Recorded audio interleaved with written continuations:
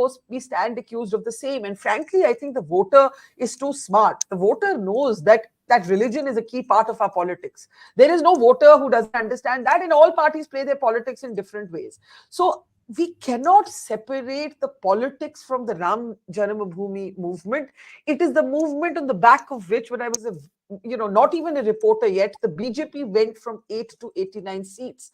आप politics को separate कर ही नहीं सकते. और क्या खराबी है? Let us accept honestly in this conversation that politics and religion are intertwined in our country. Go ahead, Vineet. So, as I said, Rahul Gandhi is a confused juvenile dynast who is confused, who is not knowing what to do. And he does not have stand on both the things, neither on Matu Shakti nor on Mandir.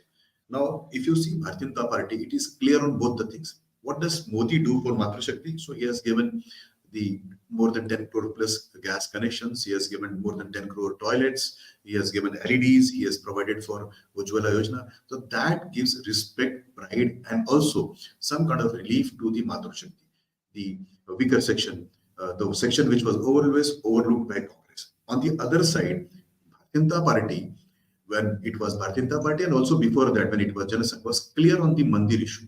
What is their stand on the Mandir? There is no change in the stand from the Janasangh days.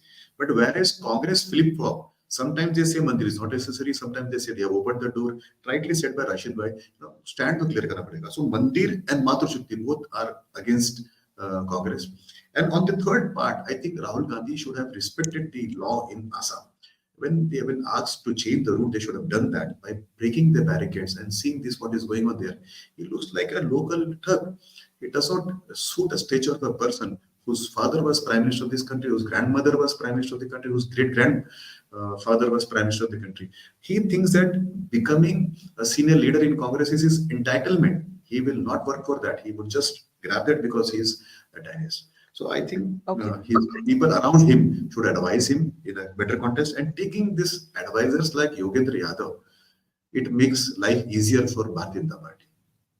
Okay, I'll bring in Rashid and then we'll take last comments from the others. Rashid, you're wanting to respond to Sanjay Jha.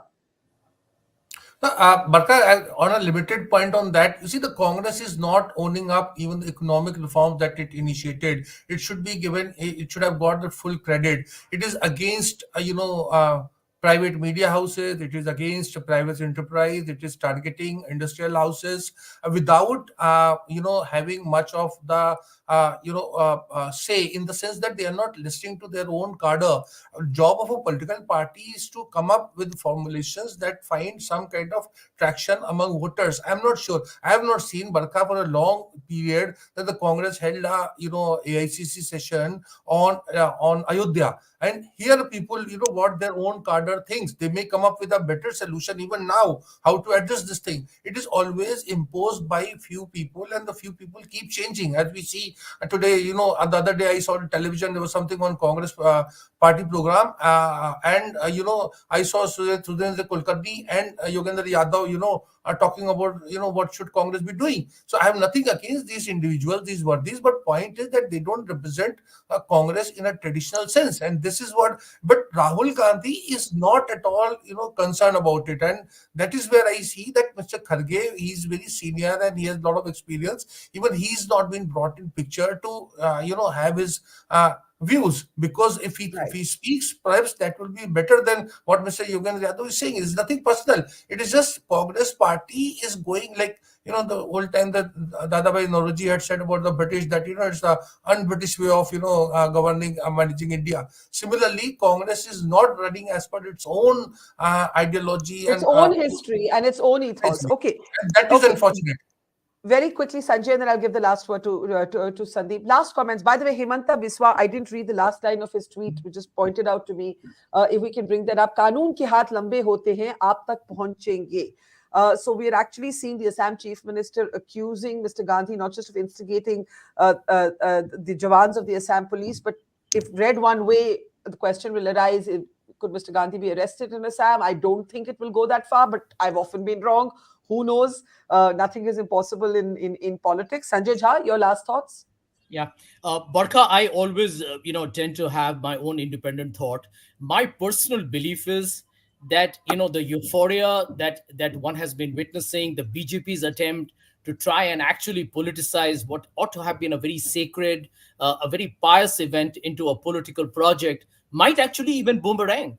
India is a very diverse country. It's a big country. I know for a fact, and I can tell you that I have friends down in many parts of the southern part of India who also celebrated, but they are not kind of getting carried away by the kind of hype and the hoopla that the BJP is creating. So there is an India beyond Uttar Pradesh. There is an India beyond the Hindi heartland. Yes, that is an important, crucial play in the elections. But I can tell you, a religious, devout Indian will ask himself just two questions.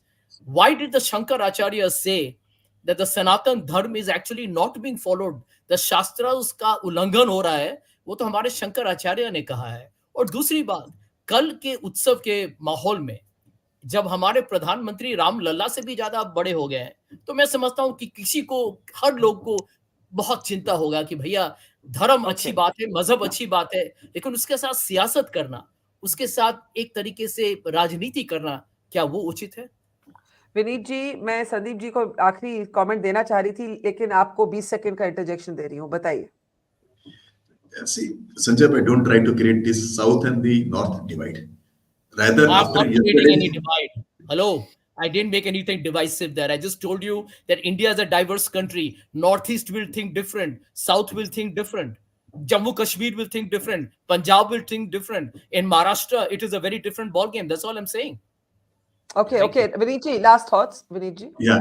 So, rather in the south, there is a discussion which is going to happen and which is happening now is the state government's policies against Hindu temples, the internments and the enforcement of state government interventions in those temples, and the funds of the temples been used for some other purpose. So that debate is coming up, and they are all looking at for Bharatiya Janata Party to intervene and correct the wrong which has been happening for the last decades. So thank you, Sanjay ji, for bringing this up. I'll make sure that it passes to the Karyakartas of Tamil Nadu, who will raise this voice of temples been misused by the state governments. Okay. Okay, Sandeep Ghosh, my last question to you is this. As the drama plays out in Assam, where does the BJP's politics, in a sense, go from here? Right now, they're they're ideology-centric, but they're very Modi-centric. And in many ways, yesterday has been the climax of a decades-long battle. The BJP calls it a 500-year battle. I'm saying as a student of politics, if I were to frame it in political terms, it's ever since, L.K. Advani took out the Ram Rath Yatra. Now, my question is, where does the BJP go from here? Politics has pivoted. I have no doubt about the fact that politics has shifted conclusively yesterday. But for the BJP itself, it will have to define where it goes from here. Barkha, since you asked specifically, you just notice what BJP has done. I totally agree with you that you cannot separate politics and religion in this country, and there is no denying that Ram Mandir movement was as much of a religious movement as its political movement. But just see how Modi has pivoted it yesterday from being just a religious event, his speech, to make it, everybody is today talking about that's a civilizational movement. He has taken it above religion. So you have today even a Mohan Bhagwat talking about, Josh mein, you need to be Josh mein hosh bhi rakhiye. Hosh bhi rakhna chahiye. So they are moving it, ratcheting up to a different level. Just like, people might say Rahul Gandhi is not wasting his time in the Northeast. People might say even Modi was wasting his time in the South visiting so many temples. But there was a very, very clear agenda, and it's not that they're expecting the return tomorrow, to get the huge bump in seats.